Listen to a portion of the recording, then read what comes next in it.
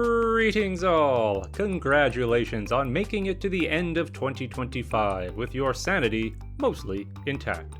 I hope you've all had a wonderful 12 months of hobbying. While we conduct the obligatory annual year in review and discuss some upcoming plans for the channel, let's repair and rebase an old second-hand unit of mighty orc boars for my Warhammer the Old World Orcs and Goblins army.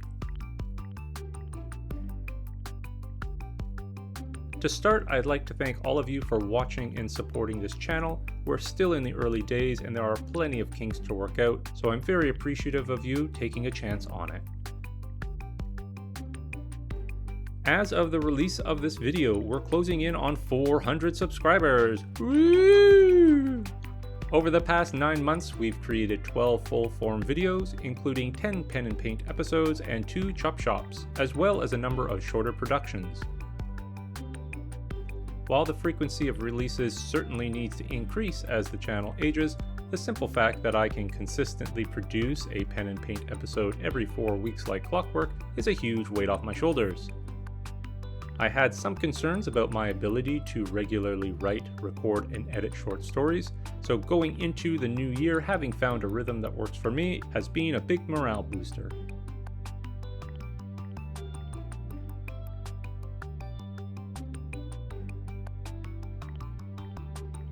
And speaking of the holidays, the winter season offers an opportunity not only to recover from, well, life, but also to assess the productions we've put out on this channel and consider areas for future improvement.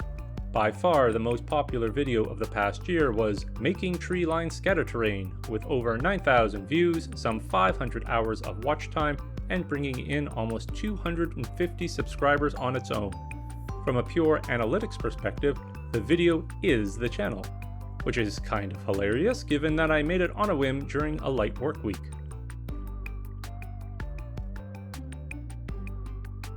It's also a little disheartening. Enjoyable as the experience in making it was, and as thankful as I am for how well it continues to be received, my video making motivation and drive has always been centered on writing and storytelling. Knowing that a single terrain video outperformed all the other videos combined suggests multiple areas for future improvement, both in the videos themselves and in general viewer outreach.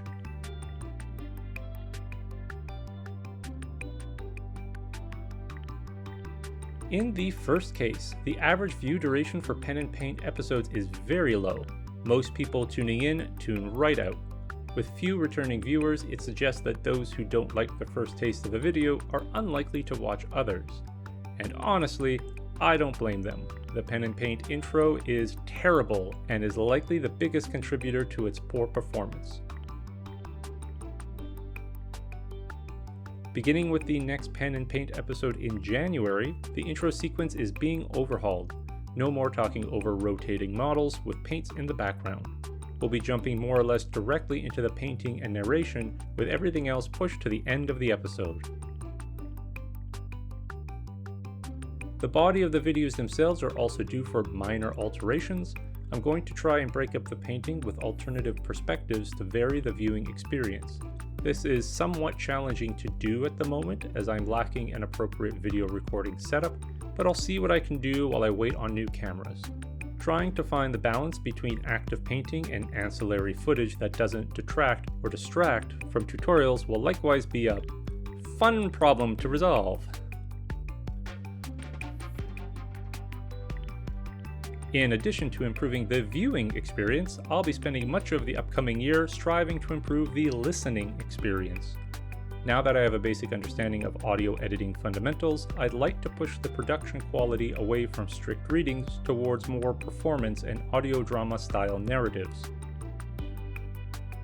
This, however, is exceedingly time intensive, and I'm not sure how I'm going to make it work with the current release schedule.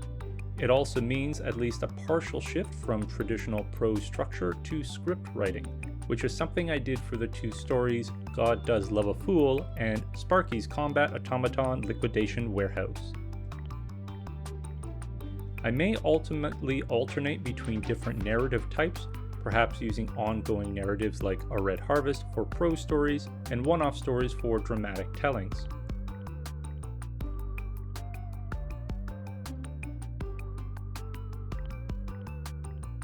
Outside of the actual making of pen and paint videos, I very much need to involve myself more with non-miniature painting communities, such as those oriented around writing and audio narratives. My aim has always been to try and bring non-painters into the hobby through the storytelling side of these videos, while motivating painters to write stories of their own. This coming year, I plan on spending more time engaging in some community outreach with other kinds of nerds, not just those that paint. This should help me find the other half of the channel's audience. This is not to say that I'm leaving terrain videos behind. The fact that the tree line video was so well received tells me that there is definitely an audience for it in the production style I like working with, and I'm certainly going to take advantage of it. I've got a host of terrain and build projects lined up for this coming year. In fact, the very first video of the new year is a terrain video on how amazing egg cartons are. As I noted in the treeline video, my biggest issue is having the space to make and store large projects. I can't go into details at this time, but I'll soon have a brand new dedicated hobby and gaming space with ample room for a myriad of awesome projects.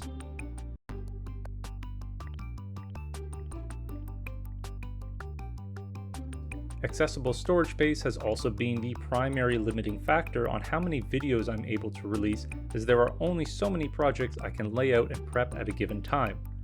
Project Gustav, for instance, is simply too big to work on at the moment. I've been staring at it on a shelf for over a year now, and I'm very excited to jump into it, but I need a table it can live on for several weeks, if not months, that won't be attacked by cats. Being able to jump between multiple projects, recording different stages at different times, should eliminate a lot of the bottlenecking that's currently occurring.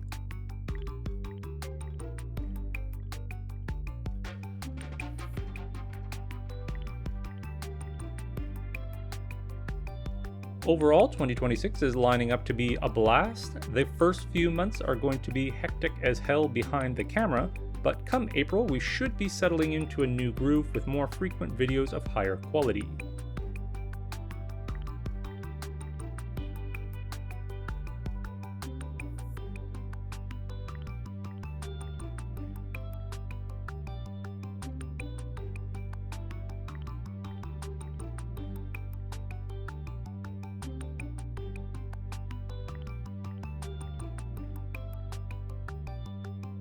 And that's it for this year, folks.